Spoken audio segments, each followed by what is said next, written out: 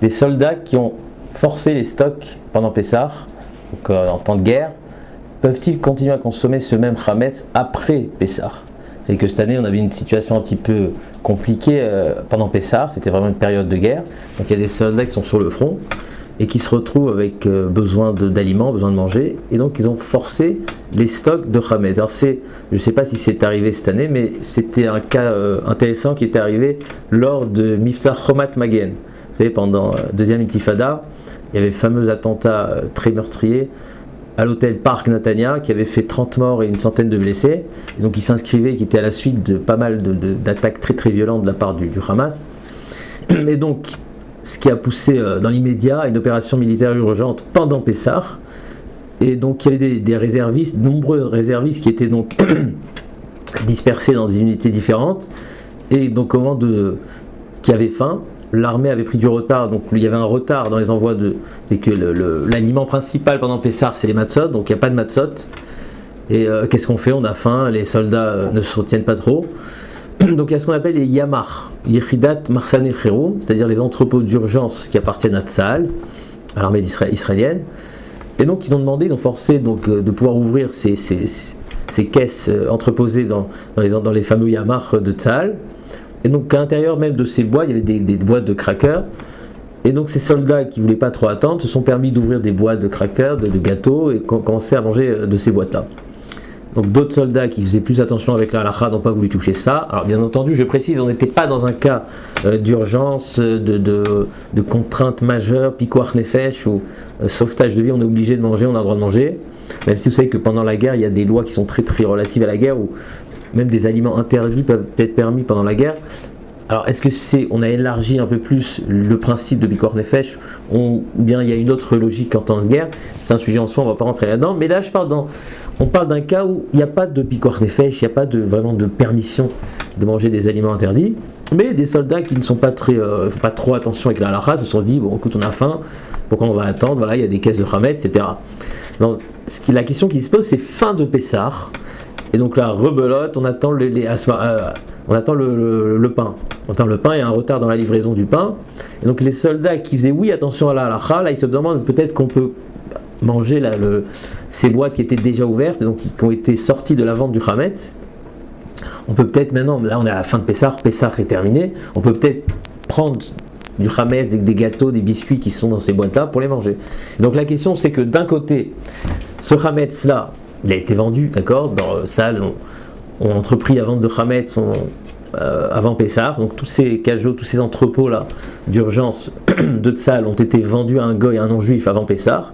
Mais d'un autre côté, étant donné que ça a été retiré par ces soldats qui avaient faim et ne pouvaient pas s'empêcher donc ça a été retiré donc de la vente, comme volé, peut-être pas volontairement, mais je veux dire, ça fait plus partie de la vente pendant Pessah.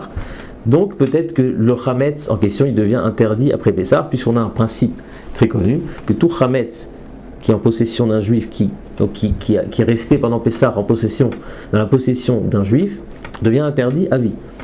Et donc la question s'était posée, c'était en 2002 en Chomat Magen, est-ce que les soldats à la fin de Pessah qui avaient faim pouvaient se servir de ces entrepôts-là? Alors, avant de rentrer dans le vif du sujet par rapport à ce cas précis, j'aimerais qu'on s'élargisse un petit peu sur le principe de Hametz Shavar à la Pessah. Cet interdit intéressant du Hametz au-delà de la fête de Pessah, on connaît le Hametz pendant Pessah, mais en fait on prolonge le Hametz qui est resté dans la possession d'un juif pendant Pessah, donc on aurait transgressé l'interdit de Baliré, Balimatsé pendant Pessah, devient interdit même après Pessah.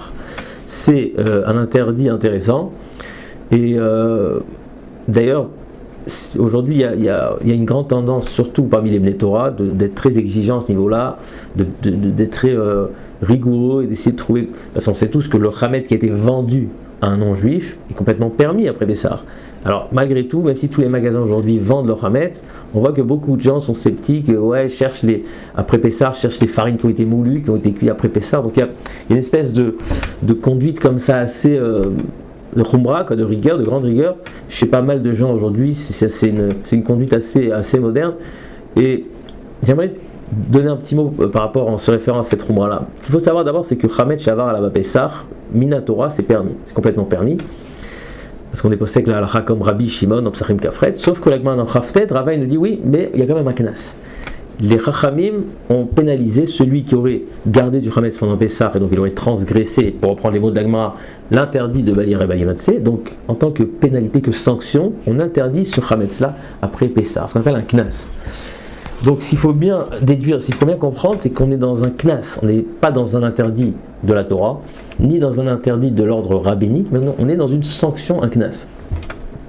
Donc à partir du moment où le Chametz a été vendu à un goy, et puis la vente à un goy, c'est une vente qui est déjà existante, on la retrouve dans la Tosefta de Psachim, c'est-à-dire que c'est quelque chose qui est accepté, qui est normal, qui est validé par les Chachamim.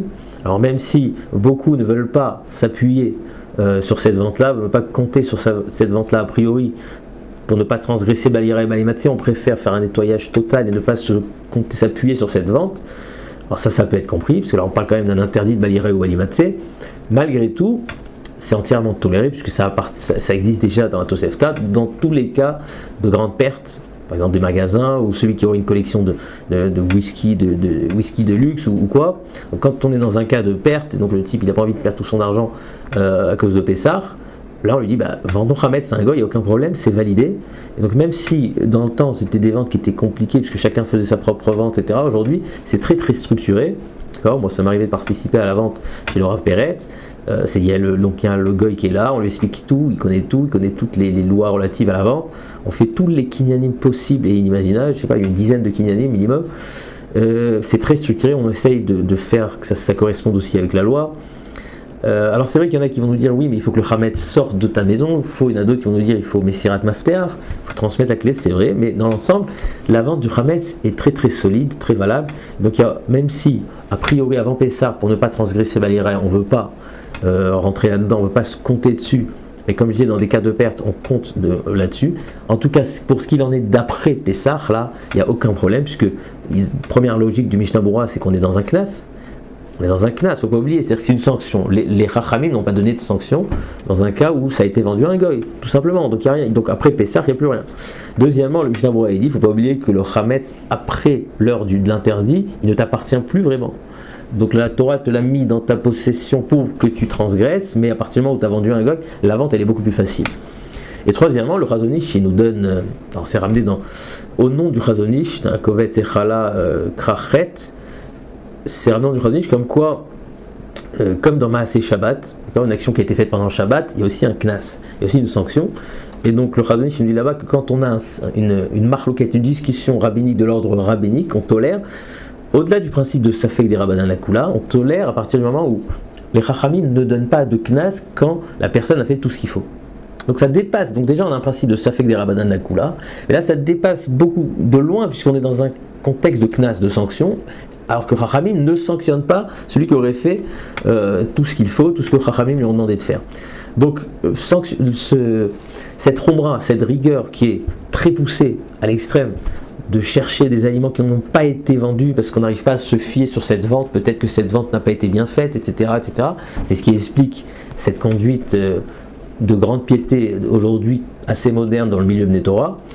Il faut quand même prendre conscience que c'est une Khumra très très poussée. Alors il n'y a aucun problème de celui qui veut faire sa Khumra très poussée, même s'il doit être en correspondance avec toute sa vie, est-ce qu'il fait des Khumra ailleurs, etc., ou dans le Ben Adam et Chavero, mais je ne rentre pas là-dedans. Mais il faut quand même prendre conscience que c'est une Khumra très très poussée. Le Mishnah Berurah ne la cite nulle part. Elle est extraite d'un Gaon de Vilna dans Maaseh Rav, c'est Hot Kouf Pe Aleph, 181, où le Gaon il dit que lui il avait une coutume d'être très exigeant même après Pessah, donc c'était de l'ordre de Chassidut, de Prichout, de grande piété. Mais en plus de ça, quand on ouvre le Gaon de Vilna, on s'aperçoit que la raison principale c'était parce que la vente n'était pas faite dans les meilleures conditions. Donc il faut quand même prendre en compte que c'est une Khumra très poussée. On va pas pouvoir l'imposer aux autres, à plus forte raison pas aux enfants. Et dans tous les aliments qui sont mélangés avec du Chametz mais qui ne sont pas du Chametz, là il n'y a vraiment pas lieu d'être Mahmir. Donc vous connaissez le principe, celui qui va être Mahmir, il y a le fameux code de fabrication. Alors cette année c'est à partir du 6099, puisque 6 c'est 2026 et 0,99, c'est-à-dire 99 jours à partir du début de l'année.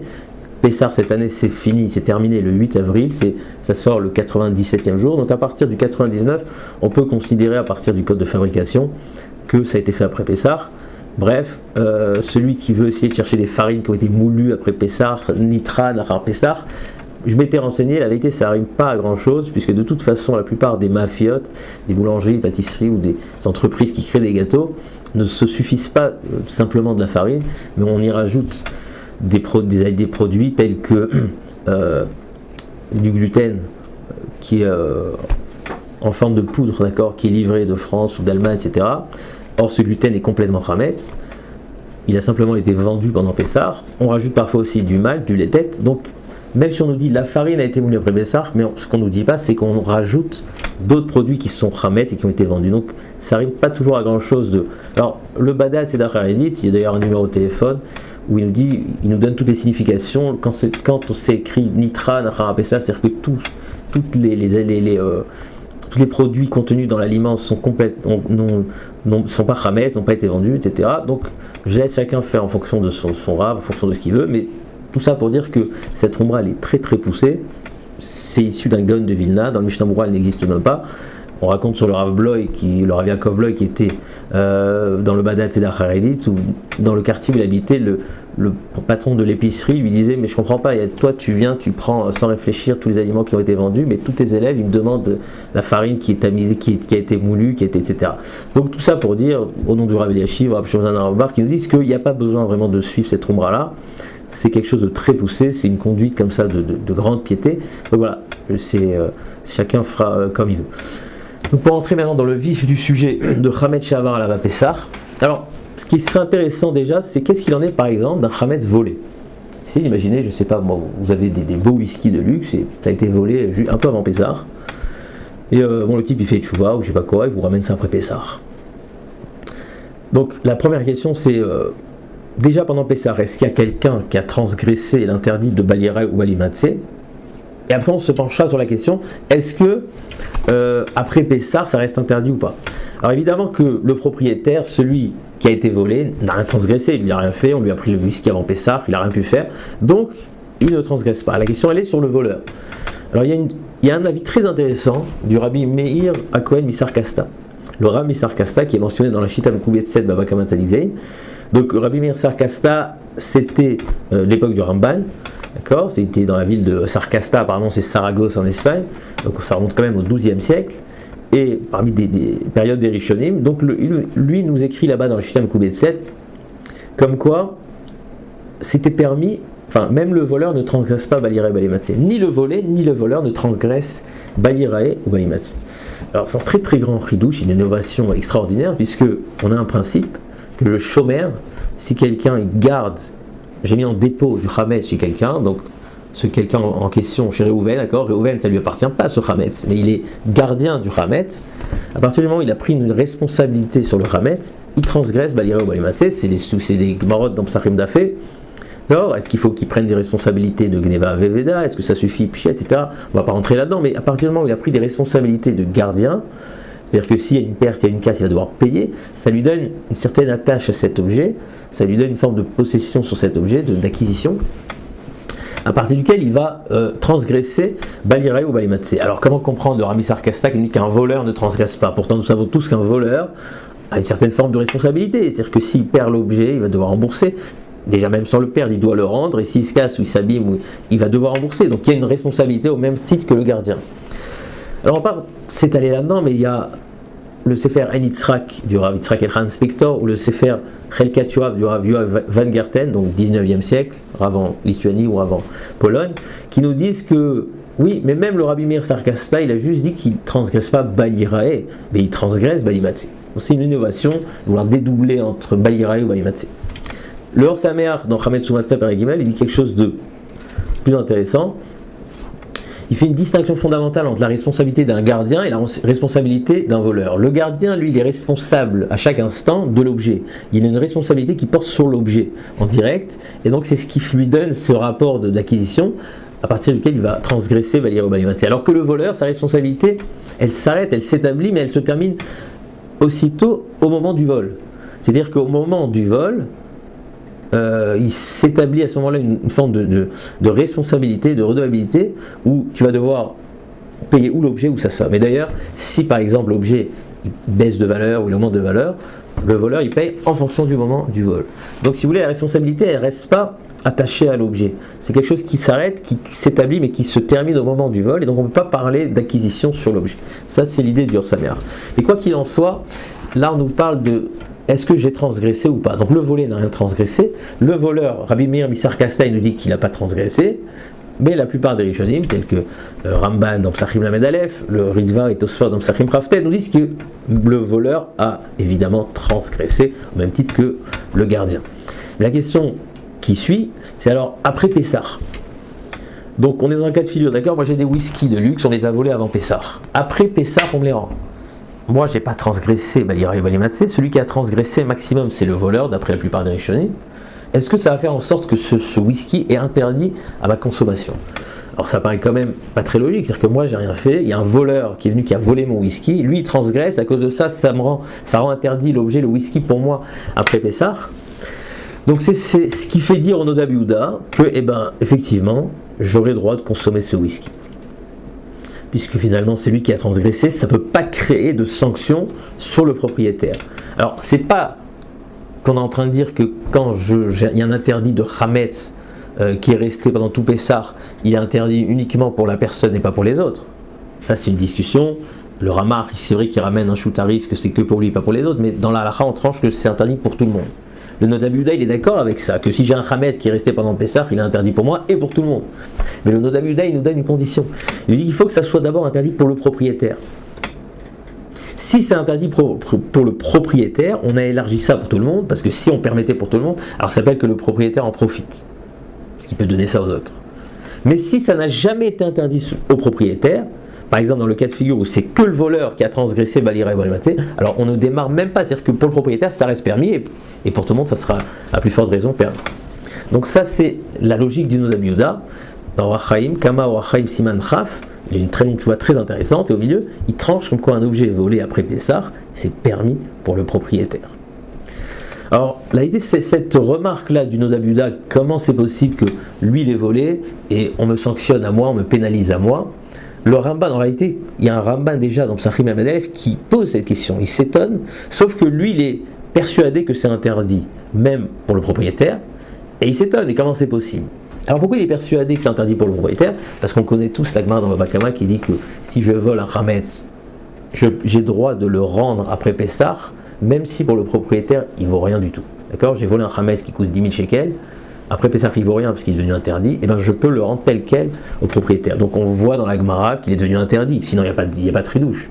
On voit qu'il est complètement interdit après Pessah. Alors le Noda Biouda il se penche sur cette Gemara, il explique complètement autrement. Mais première vue dans cette Gemara, c'est ce que le Ramban comprend, il s'est écrit clairement que le Hametz volé, il est interdit après Pessah. Et le Ramban s'étonne, mais comment c'est possible? C'est le voleur qui a transgressé et on sanctionne le volé. Alors le Ramban, il sort d'ici un yesod extraordinaire. Le Ramban lui dit qu'en fait, il y a une erreur. L'interdit de Hametz Shavar Alav à Pessah n'est pas lié au fait d'avoir transgressé. C'est-à-dire que quand on lit la Gemara, on a l'impression que on a sanctionné le fait d'avoir transgressé l'interdit de Balira ou Balimatsé. Le Ramban dit oui, c'est vrai que c'est les mots de la Gemara, mais finalement la logique qui rend interdit, c'est pas le fait même d'avoir transgressé, mais c'est la propriété juive sur un Hametz pendant Pessah, même si personne n'a transgressé. Si y a un Hametz appartenant à un juif pendant Pessah, même si personne ne transgresse d'interdit, il devient interdit après Pessah. Ça c'est donc le Ramban qui nous le dit. Et il justifie à partir de là le fait que c'est le voleur qui a transgressé, le propriétaire n'a rien transgressé. Le Ramban il dit oui, mais on n'a pas besoin de transgresser. Et d'ailleurs, c'est ce qui explique, ce qui est tranché dans la halakha, que même si j'ai fait mon biou Hametz, ma bdikat Hametz, j'ai fait tout ce qu'il faut, j'ai fait mon bitoul, mon efker, si vous regardez Shulchan Aruch, Taf Memchet, a priori, le Hametz reste interdit après Pessah.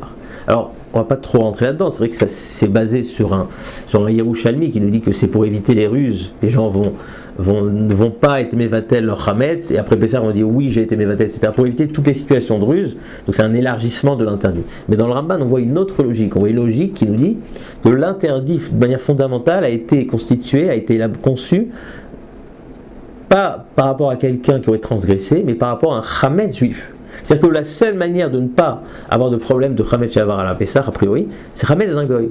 D'ailleurs, dans la Gemara, l'exemple qu'on donne, c'est Chametz du goy. Pourquoi on ne nous a pas donné d'autres exemples? Parce que c'est le seul cas de figure, le Chametz du goy. Donc ça, c'est la logique du Ramban.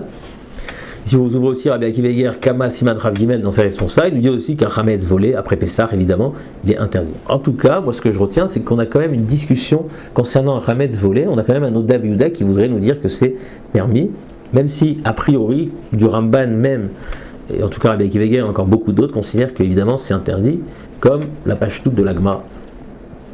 Mais alors, la nouvelle question sur laquelle il faut se pencher, c'est Gezel d'un goy.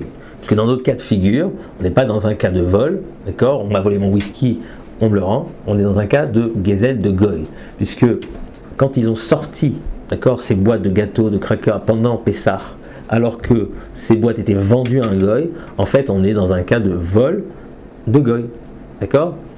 Alors, est-ce que c'est pire? Est-ce que c'est mieux?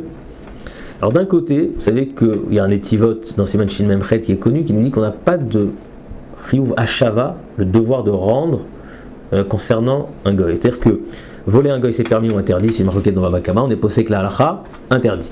D'accord? Gezel à goy c'est quelque chose d'interdit. Mais le Netivot nous dit même si c'est interdit, mais la mitzvah d'Hashava, le devoir de rendre, n'existe pas par rapport à un goy.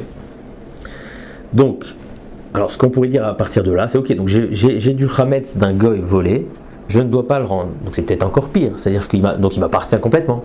Si je ne dois pas le rendre, par définition, un objet qui est chez moi et que je ne suis plus responsable de retour, de rendre, rembourser, c'est qu'il est à moi.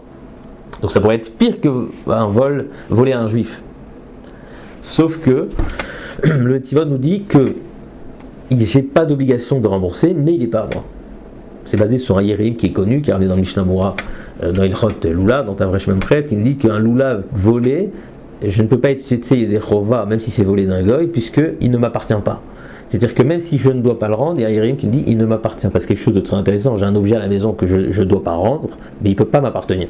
Donc, si on considère comme cela, on serait dans un cas de figure intéressant. J'ai volé du chametz d'un goy, d'accord? Je ne dois pas le rendre. Donc, la responsabilité en tant que devoir de rendre ne m'attache pas ce chametz comme une forme d'acquisition de responsabilité pour transgresser Baïram Alimaté. De vraie propriété, je n'ai pas non plus, comme nous dit le Yérim et le Netivot. Donc c'est ce qui ça justifierait que personne ne transgresse ce chametz. Alors cette logique du Netivot, comme quoi il n'y a pas de devoir de rendre par rapport à un goy, c'est quand même controversé. Il faut savoir que le Sharameler dans Ilchot Gzela ou le Midrat Trinour dans la Mitzvah Koufla Manalef ne partage pas du tout cet avis.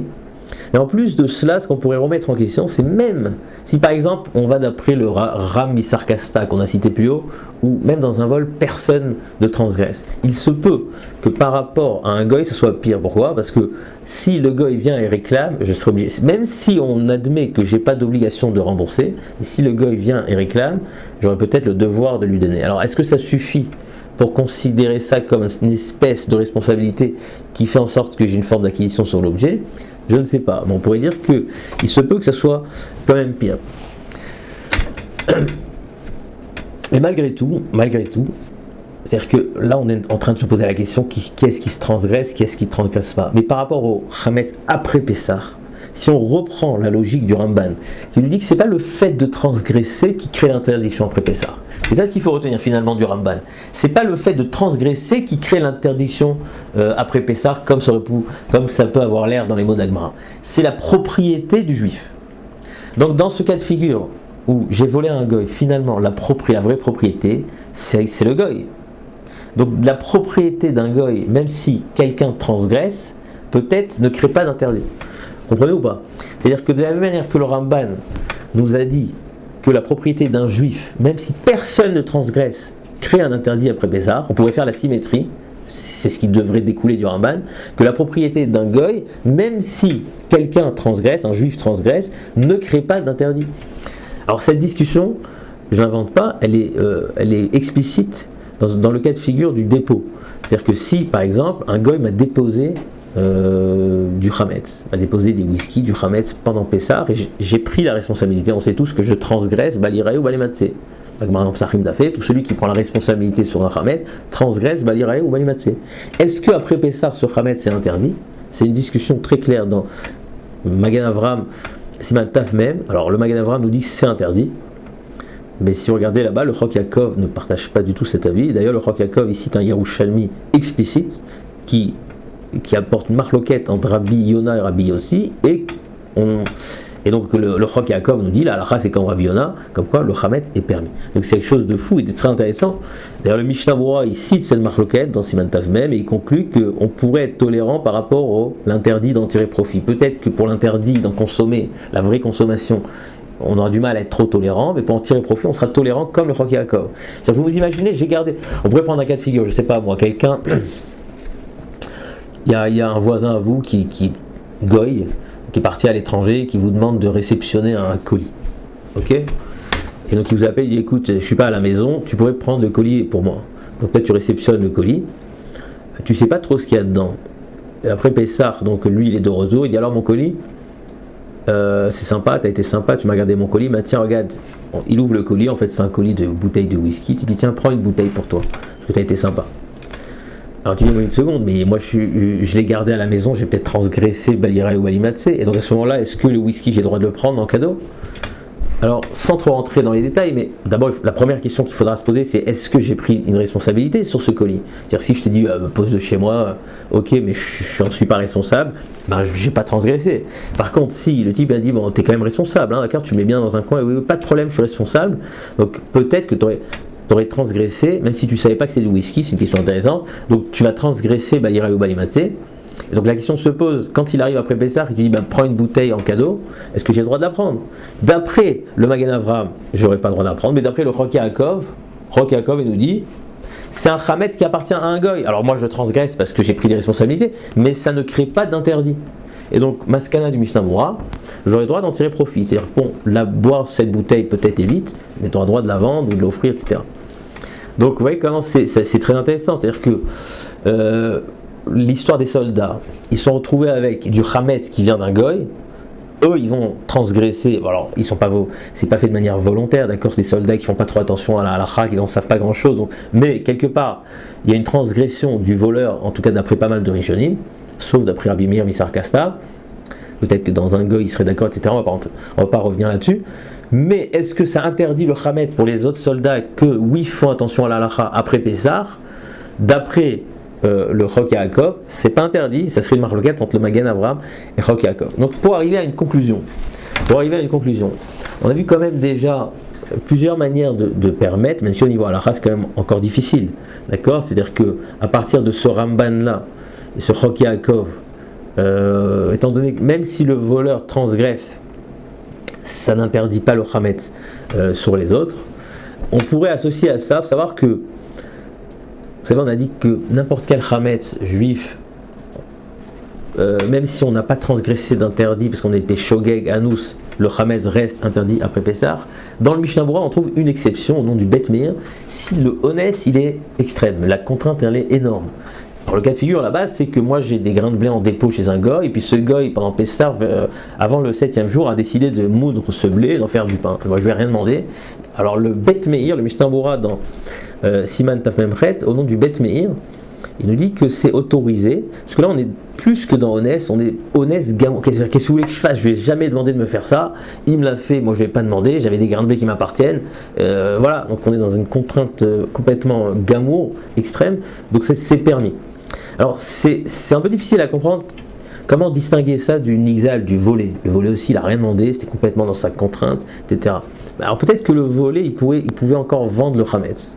Et donc à partir de cela, on pourrait dire que dans notre cas des soldats qui ne pouvaient pas vendre le Khametz, parce qu'on est pendant Pessah, peut-être qu'on serait dans un cas par rapport aux autres soldats qui faisaient attention avec la halakha, de contraintes extrêmes, on pourrait s'appuyer un petit peu sur le Bet Meir. En plus de ça, savoir que ces soldats qui ont sorti ces caisses, donc de ces entrepôts d'urgence, c'était plus que pas volontaire, c'est-à-dire qu'ils ne sont pas conscients du tout que ça appartient à un goy, et pour eux ils ne sont pas en train de faire une action de voler. Puisqu'ils n'ont pas dans leur conscience le fait que ça a été vendu, etc. par la Rabbanou, ça appartient à un goy. Donc à partir de cela, on serait dans un cas de gneva, de vol, béonès, béshogeg. Alors on connaît le ksod dans Siman Rafé, Sif Katanalef, qui nous dit qu'il n'y a pas gneva, béshogeg. Quelqu'un qui vole sans savoir qu'il vole, en pensant que c'est à lui par exemple, c'est pas du vol. Contrairement à Mazik, celui qui endommage, qui crée des dommages, la même béonès, Adam Mazik, Rav béonès, Petzatachat Petza. Mais ce volet, béshogeg, c'est pas du vol. Alors, on trouve des acharonim qui ne sont pas d'accord, si vous regardez le Marchéchet ou le Maran Ephraim dans Xéla Perikzaïn, mais il y a quand même cet avis-là du Ktsot. Donc il y a quand même pas mal de sniffim, on peut associer pas mal de svarot pour permettre. Alors même si aujourd'hui la question ne se pose pas tellement parce que dans les ventes de Hametz organisées par ça, etc., il y a des clauses bien précises, comme quoi en cas de besoin, ça se défait automatiquement de la vente. Mais en théorie, ça peut exister. Comme je disais, ça a existé. C'est une question qui s'est réellement posée en 2002, il y a à peu près 24 ans, lors de l'opération Chomat Magen. Et voilà, donc en gros, il y aurait quand même pas mal de logique, de svarot qu'on pourrait associer pour arriver à permettre cette chose-là après Pessah.